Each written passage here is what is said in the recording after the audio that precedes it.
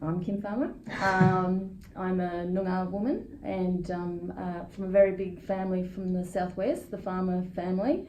Many of my family, like many Aboriginal people in Noongar country and other areas that are close to cities, are part of stolen generations. My father grew up at Sister Kate's, which was an orphanage for Aboriginal children here in Perth, and he spent his childhood there, and he was able to overcome a lot of adversity and go on and have great success, and today there's a freeway named after him. I'm first generation university educated, and I had another life before law. I did anthropology, and I've worked in mostly Aboriginal organisations throughout Western Australia, particularly in the Kimberley, in land and heritage, and down here in the early days of the Noongar Land Council, as it was called then, and other places as well. And then I had a fill-in job at the Aboriginal Legal Service as a court officer, and soon realised I would have to go back to university and study law. I was appearing as a court officer, loving the court so much, was invited up to chambers by a magistrate at the time who said, "Kim, you have to go and get your piece of paper." And so I went back as a mature age student to University of Western Australia as a graduate law student, and then couldn't afford a holiday to go to Sydney, so transferred over to Sydney University and had a year and a half there, which was really interesting. It's an interesting campus. The graduate law school's in the city, and most of my lectures were long lectures, 2 to 4 levels below ground, and being very claustrophobic, it was very hard to do constitutional law 4 levels below ground. So that's a little bit of a snapshot of what I've been doing. As a lawyer, I had a number of years at ALS. I'm predominantly criminal defence lawyer, and then I went out on my own as a sole practitioner, mostly again as criminal defence lawyer, and then I've had some experience with the Aboriginal Family Law Services, which was a change because I went from defending people to then assisting victims of Aboriginal family violence, and then a further experience before that with victims of child sexual abuse in relation to the Royal Commission into institutional responses to child sexual abuse. So I've gone on both sides of being a defender and an assister to victims, and when you are dealing with Aboriginal people, you soon realise that people that are accused of crimes are often victims of crimes as well, due to past policies, childhood experiences, the huge disparities between Aboriginal people and non-Aboriginal people. I just want to kind of go back slightly, which is, obviously working at ALS and doing all of that took you to the law more, more substantively. But what took you to ALS? What took you, what made you interested in that sort of part of the world? Well, as I said, I'm a mature woman, and I have many years of working experience, and predominantly all with Aboriginal organisation. Obviously the link is through my Aboriginal heritage and through my father's side, and then being introduced into the network of Aboriginal organisations that were emerging and fighting for Aboriginal rights. It became a driving force in my life, and the network of people that I was dealing with brought me across ALS, and it fits with how I want to walk in the world, which is alongside and with Aboriginal people, and and ALS is still today an amazing place. We have so many magistrates and judges that did many years working at ALS, and it really probably changed the courses of their life to be able to understand, the depth of issues involved, and as we all know, how grossly overrepresented Aboriginal people are in the criminal justice system, but in many areas of the law underrepresented.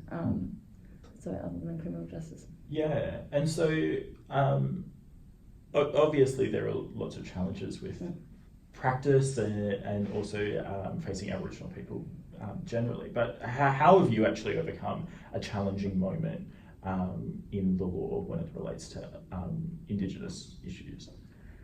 Oh, there's probably too many, Conrad, to really narrow it down to one experience. The attraction of becoming a court officer was that they are advocates for Aboriginal people in the court, to try to relay to the court why they are there, why Aboriginal defendants are so overwhelmingly outnumbering non-Aboriginal people in the courts. In a children's court, on any day of the week, there can be almost all Aboriginal children. I mean, it is such an injustice.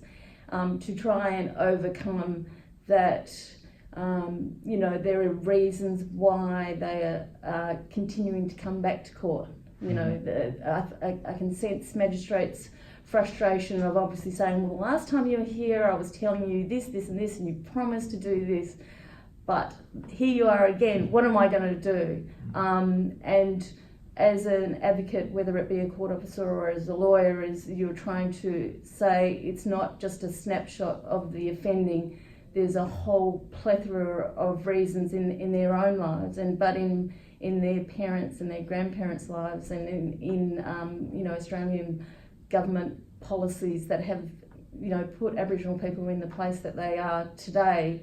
That makes it extremely hard to kind of shake it all off and just get their act together and be the person that they promised they would be at the last time they appeared before a particular magistrate. So overcoming sort of the frustration of it's not just about the immediate circumstances of a defendant.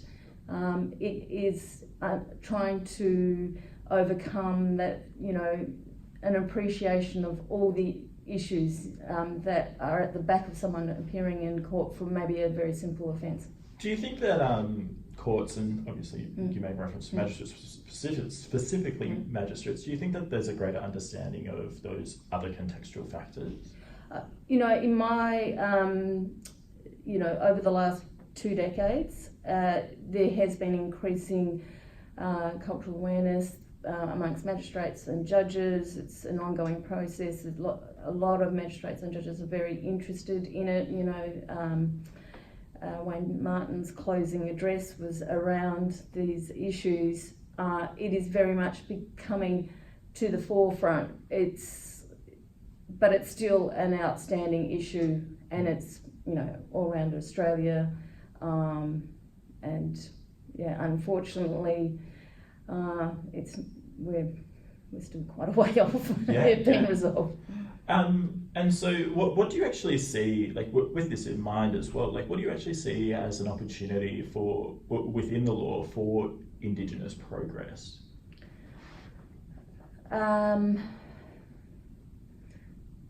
Do you want to put that another way?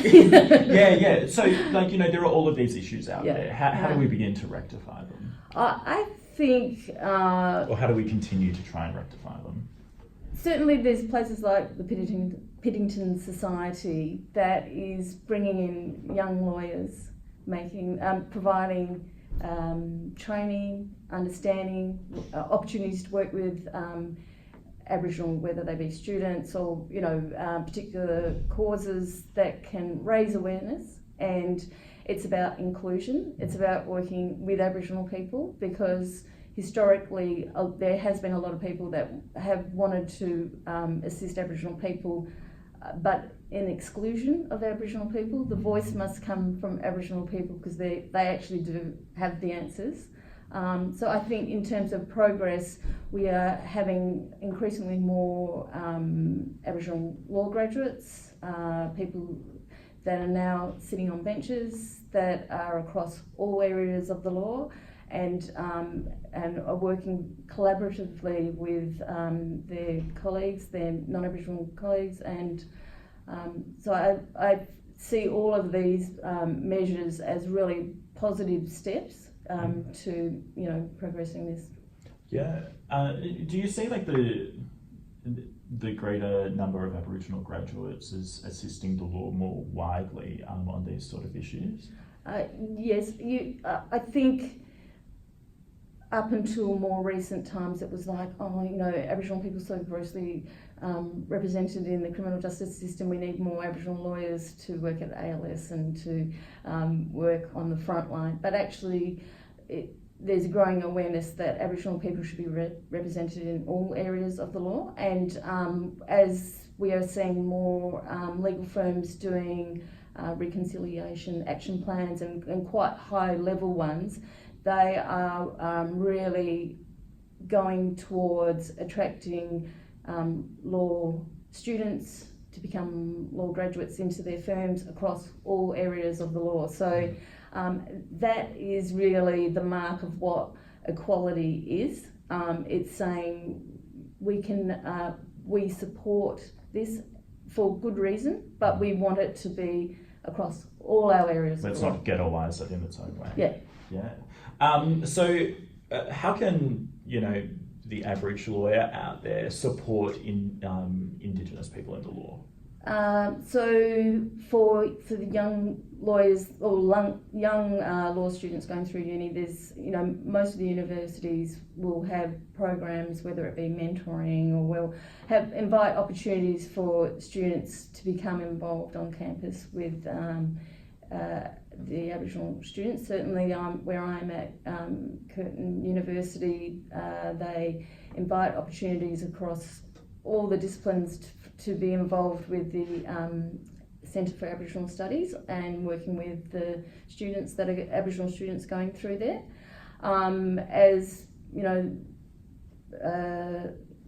lawyers are coming out, they can join the Piddington Society, which is really working across a number of different areas.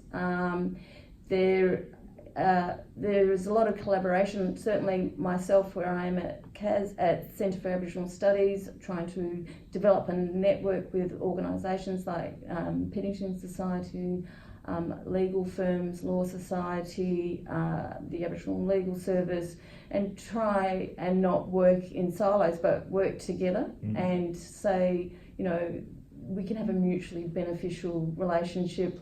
Because I really do feel that young law graduates, this is one area that they are really interested in wanting to support. It's about becoming aware of it, and Piddington Society is a really good way to kind of say, this is what's out there, this is how you can do it, and we invite you to do so. Yeah, can you actually just tell us a little bit more about what you're setting up at Curtin?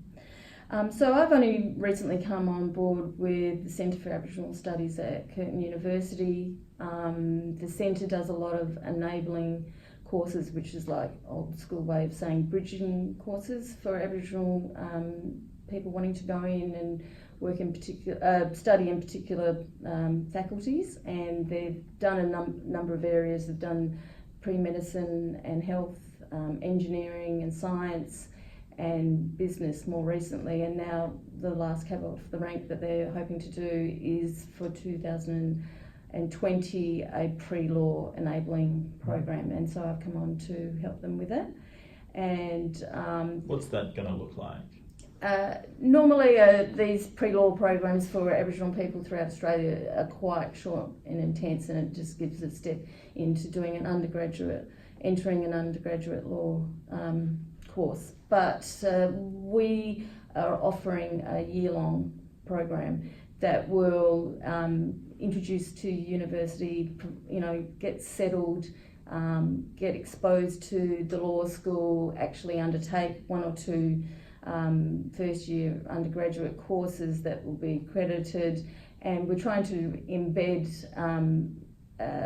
legal research and writing, so when they kick-off for first year, they're ahead of the game, because a lot of the issues that all students face in their first year, it can be really daunting and results in a drop-off. We're anticipating those and trying to say, we can support you, we can help you with those issues.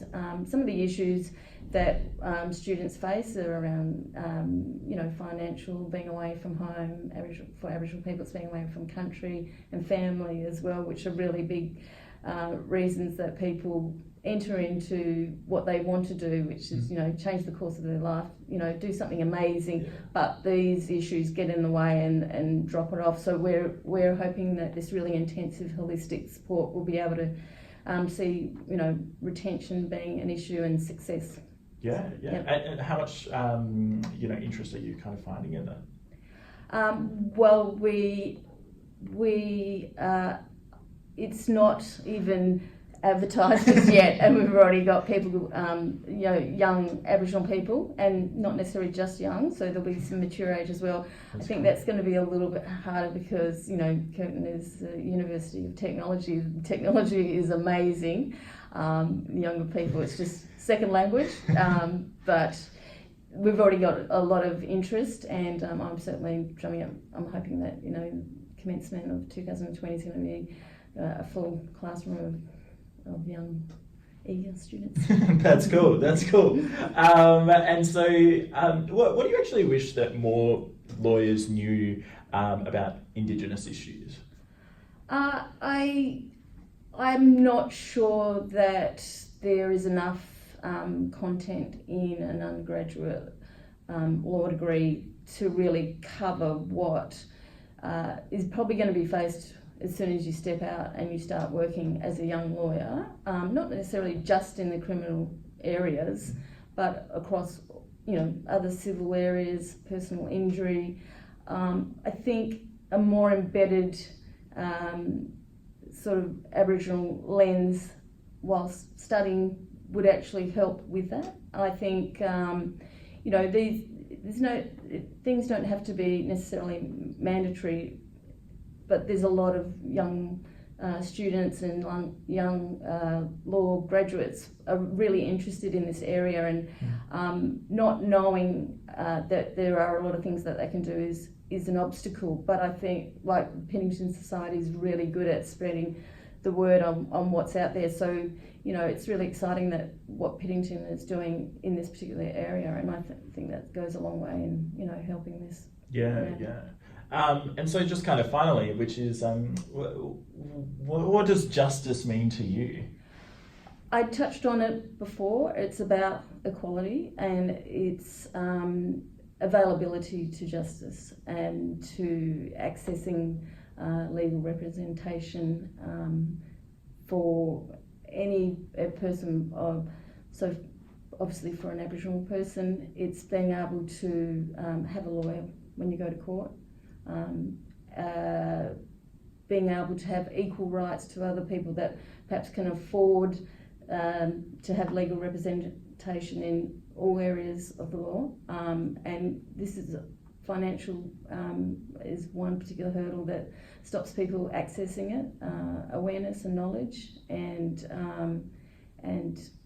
just having equality at, for example, an Aboriginal young lawyer in a law firm. You've got the option to go to any area that you are equipped and have the capacity to do, and you have the legal firm's support to say, we want to support you doing that. And I think that's justice.